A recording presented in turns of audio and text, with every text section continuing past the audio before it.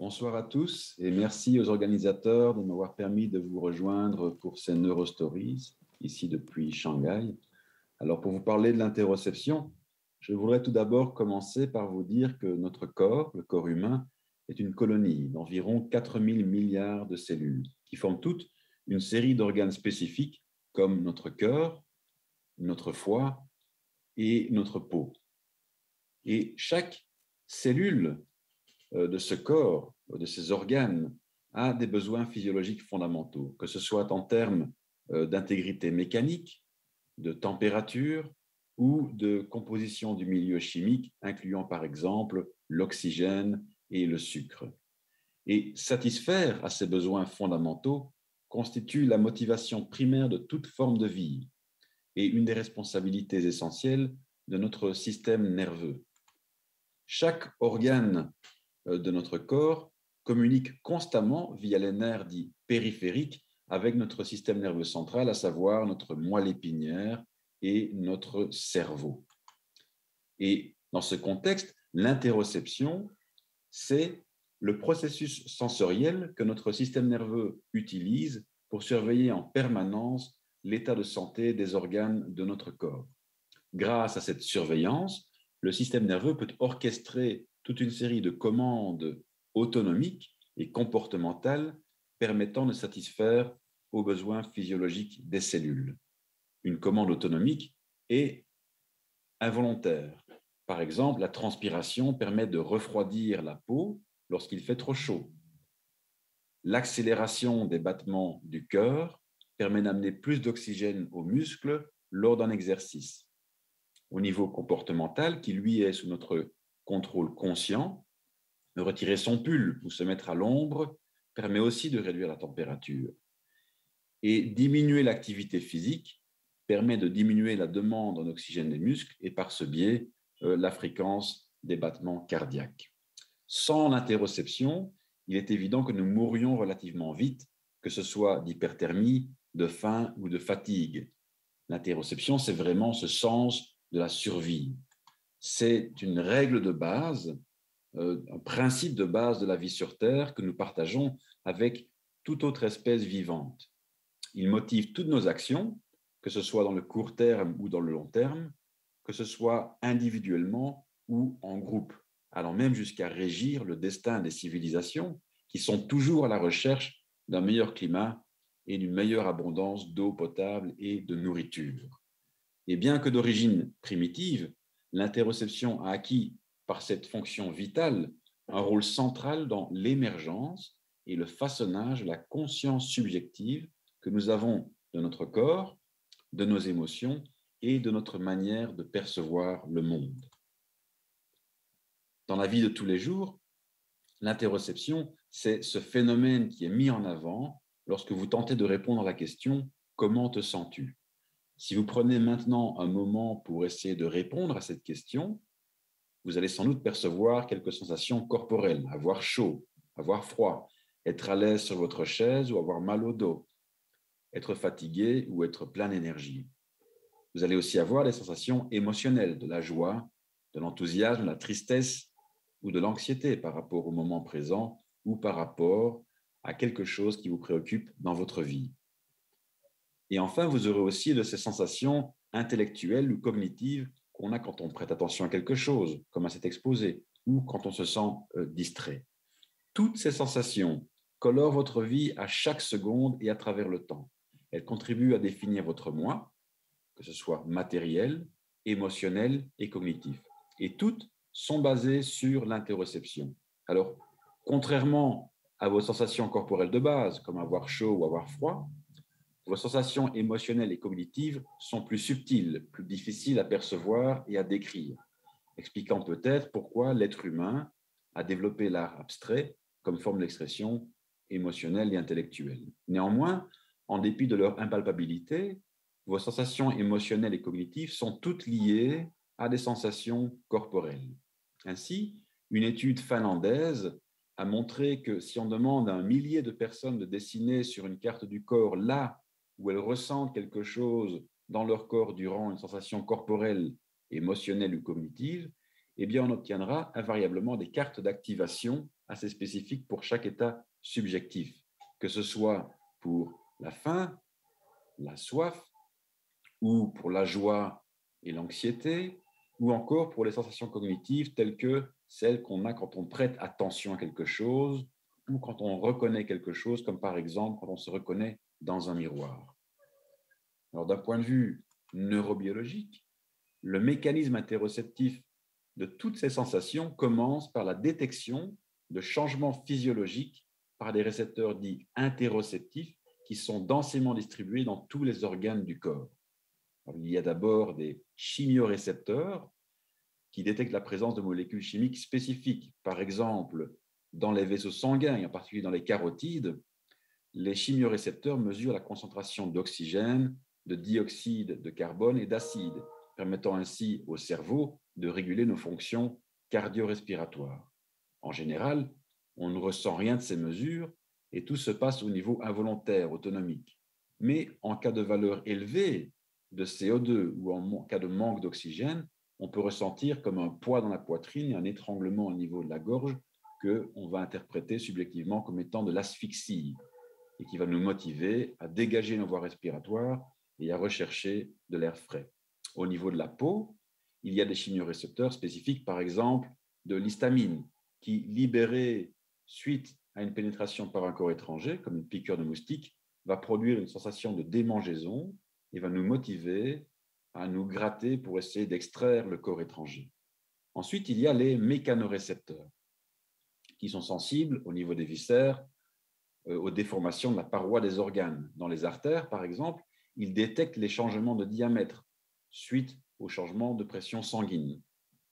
Dans le tube digestif, ils détectent la déformation due au déplacement de la nourriture ou encore le remplissement gastrique qui produit la satiété.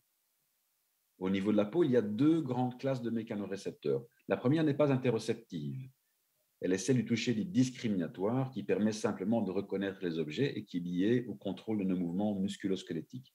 La seconde, quant à elle, elle est interoceptive. Elle répond spécifiquement aux caresses lentes, soit sensuelles, soit parentales. Et ces caresses sont extrêmement importantes lors de l'établissement des contacts sociaux, contribuant tantôt à la toilette mutuelle comme l'épouillage chez les singes, tantôt au réconfort affectif qui a évidemment une valeur clé dans la dynamique de groupe. Et puis, il y a les thermorécepteurs qui, au niveau de la peau, produisent des sensations de chaud et de froid, qui vont nous motiver tantôt à aller nous baigner, tantôt à remettre une bûche sur le feu. Tout comme le toucher affectif, les sensations de chaleur sont importantes d'un point de vue social. Pensez, par exemple, aux animaux ou aux couples qui se blottissent pendant la nuit pour faire face à la diminution de température nocturne. Et puis, depuis des millénaires, tout comme les ressources d'eau et de nourriture, la température nous a amené évidemment à chercher un climat plus serein, contribuant ainsi au premier grand flux migratoire. Enfin, à travers ces trois classes de récepteurs chimiques, mécanoréceptifs et thermiques, il y a les nocirécepteurs, qui eux sont responsables de la douleur et qui surveillent constamment la présence d'événements qui sont nocifs ou dangereux pour notre corps. Que ce soit un danger chimique, comme l'inflammation, mécanique, comme un écrasement ou une coupure, ou encore thermique, comme une brûlure de la peau. Et une fois intégrés par les récepteurs interoceptifs et transportés donc le long des nerfs périphériques, l'interoception aboutit dans une première paire de relais. Il y a d'une part la moelle épinière, où aboutissent les nerfs spinaux, comme ceux venant de nos bras ou de notre thorax, et il y a d'autre part le bulbe rachidien, où aboutissent les nerfs dits crâniens, comme le fameux nerf vague. De là, la moelle et le bulbe relaient l'interoception vers différents centres du cerveau avant de finalement aboutir dans le pinacle de l'évolution humaine, à savoir le cortex cérébral et plus particulièrement le cortex insulaire, appelé tout simplement insula. Alors, vous avez ici une vue du côté droit du cerveau humain, avec tous ces plissements, aussi appelés circonvolutions. Et parmi ces circonvolutions, il y a systématiquement, du côté gauche et droit du cerveau, une longue fissure, on voit ici, et qui s'appelle la fissure latérale. Si nous écartons ou coupons, comme sur cette image, les bords de cette fissure latérale, nous trouvons au fond l'insula. Et l'insula, comme son nom l'indique, forme un véritable îlot cortical dans le fond de la fissure latérale. Et si on y regarde de plus près, on voit que l'insula a différents plissements, différentes circonvolutions, qui nous permettent de définir trois parties. La partie postérieure, la partie intermédiaire et enfin la partie antérieure de l'insula. Alors, selon notre compréhension actuelle de l'insula, l'information interoceptive provenant du corps serait d'abord représentée de manière relativement objective dans la partie postérieure de l'insula, qui, elle, contiendrait une véritable carte du corps avec le pied et les mains représentés vers l'arrière, le visage et la bouche vers le milieu et les viscères vers l'avant de cette partie postérieure. Ensuite, après cette première représentation postérieure, il y aurait une intégration de la carte interoceptive au niveau de la partie intermédiaire de l'insula. Cette intégration permettrait de contextualiser l'interoception avec des faits audiovisuels hédoniques liés aux récompenses, par exemple. Après cette intégration intermédiaire, il y aurait une re-représentation de la carte interoceptive au niveau de l'insula antérieure. Mais dans ces cas-ci, la re-représentation ne serait pas objective, elle serait plutôt abstraite, on dira qu'elle sera subjective. Et cela veut dire qu'elle tient compte en fait du contexte dans lequel se trouve l'organisme. Par exemple, on ressentira de manière tout à fait différente une même coupure profonde au couteau selon qu'on se trouve dans la cuisine ou sur un champ de bataille, car évidemment le contexte de survie est tout à fait différent et influe sur notre subjectivité. De la même manière, dans une expérience d'imagerie fonctionnelle du cerveau, si on refroidit progressivement une région de la main de 35 degrés Celsius à 20 degrés Celsius, produisant ainsi une sensation de froid, on remarque que la région de l'insula postérieure correspondant à la main a une activité qui suit précisément la diminution progressive de température, comme s'il y avait vraiment un thermomètre. Et cette activité se produit dans la partie postérieure de l'insula. En revanche, si dans la même expérience, on demande au sujet de nous dire lui-même ce qu'il ressent, on s'aperçoit que sa propre sensation du changement de température est relativement imprécise ou subjective. Et dans ce cas, on observe alors une activité localisée non pas dans la partie postérieure de l'insula, mais plutôt dans la partie antérieure. Et en fait, les études d'imagerie fonctionnelle du cerveau montrent que l'insula antérieure est active non seulement lors des sensations subjectives corporelles, mais aussi lors de toute sensation émotionnelle, comme par exemple l'amour ou l'empathie. Et elle est évidemment aussi active durant nos sensations subjectives cognitives, comme la prise de décision et la reconnaissance du soi dans le miroir. Notons maintenant que, en plus de tout cela, chez les gens atteints de coma, il y a une déconnexion fonctionnelle importante entre l'insula antérieure et la région du bulbe rachidien qui commande l'état d'éveil, défaillant chez les comateux. Par ailleurs, si lors d'une expérience d'imagerie, on endort les sujets avec un anesthésiant, l'insula antérieure est la toute dernière région corticale encore active lors du passage d'un état éveillé à un état endormi. Enfin, l'insula semble être la source des épilepsies d'euphorie extatique, pendant lesquelles les patients ressentent une super conscience de leur moi dans le monde qui les entoure. Et on pense d'ailleurs que c'est en partie sur base des visions mystiques qu'il avait lors de ses crises épileptiques extatiques que Dostoïevski rédigeait ses romans. Ces exemples du coma, de l'anesthésie et de l'épilepsie extatique semblent indiquer que l'insula a un rôle important non seulement dans la subjectification de nos sensations, mais aussi dans notre accès conscient à ces sensations. Et sans doute, de manière liée à ce rôle, l'insula antérieure contient un type de neurone unique, dit le neurone de von Economo. Alors, tous les neurones de notre cerveau sont formés évidemment par ce qu'on appelle un corps cellulaire ou soma et par une série de fibres, dont notamment les dendrites et les axones, qui agissent comme des antennes réceptrices et émettrices. Et dans le cortex cérébral, la majeure partie des neurones ont un soma qui a une forme typiquement triangulaire ou pyramidale. Eh bien, le neurone de von Economo a quant à lui un soma en forme de fuseau allongé, qui a dans la plupart des cas une taille de 2 à 3 fois plus grande que celle des neurones pyramidaux.